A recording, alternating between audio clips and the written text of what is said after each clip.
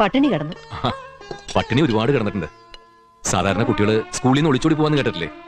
ഞാൻ ചെറുപ്പത്തില് അങ്ങാടിന്ന് ഒളിച്ചോടി അനാഥാലയത്തിൽ പോയി ചേർന്നിട്ടുണ്ട്. പഠിക്കാനുള്ള ആശയുണ്ട്, പോലീസ് ആവാനേ. അവിടുത്തെ സ്ഥിതിയൊക്കെ കഷ്ടം തന്നെയായിരുന്നു. പട്ടിണി എന്ന് പറഞ്ഞാൽ അതായിരുന്നു പട്ടിണി. ഓർഫനേജിന്റെ വളപ്പിൽ കുറെ പപ്പായമരണ്ടേ. എന്നും പപ്പായ ഉപ്പിട്ട് വേവിച്ചു തരും. കഞ്ഞിയിലാണെന്ന് വെച്ചാൽ പറ്റിനേക്കാൾ കൂടുതൽ കല്ലും മണ്ണുവാ.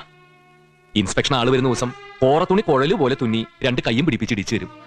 വരുന്നവര് ചോദിച്ചാ ആഴ്ചയിൽ ഒരു ദിവസം മീൻകറി, പിന്നെ മുട്ടക്കറി, ഇറച്ചിക്കറി, കോഴിക്കറി. കോഴി എന്നൊക്കെ പറയുന്നത് അപ്പുറത്തെ പറമ്പിൽ ജീവനോടെ മാത്രമേ ഞങ്ങൾ കണ്ടിട്ടുള്ളൂ.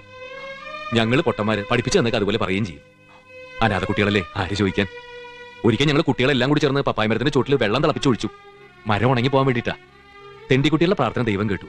പപ്പായ മരമൊക്കെ ഉണങ്ങിപ്പോയി. എന്നിട്ടോ അതോടെ ഉപ്പിട്ട് പുഴുങ്ങിയ പപ്പായ കൂട്ടാനില്ലാണ്ടായി. അമ്മയില്ലാത്ത കുട്ടിക്കാലം ആർക്കും ഉണ്ടാവരുതമ്മേ.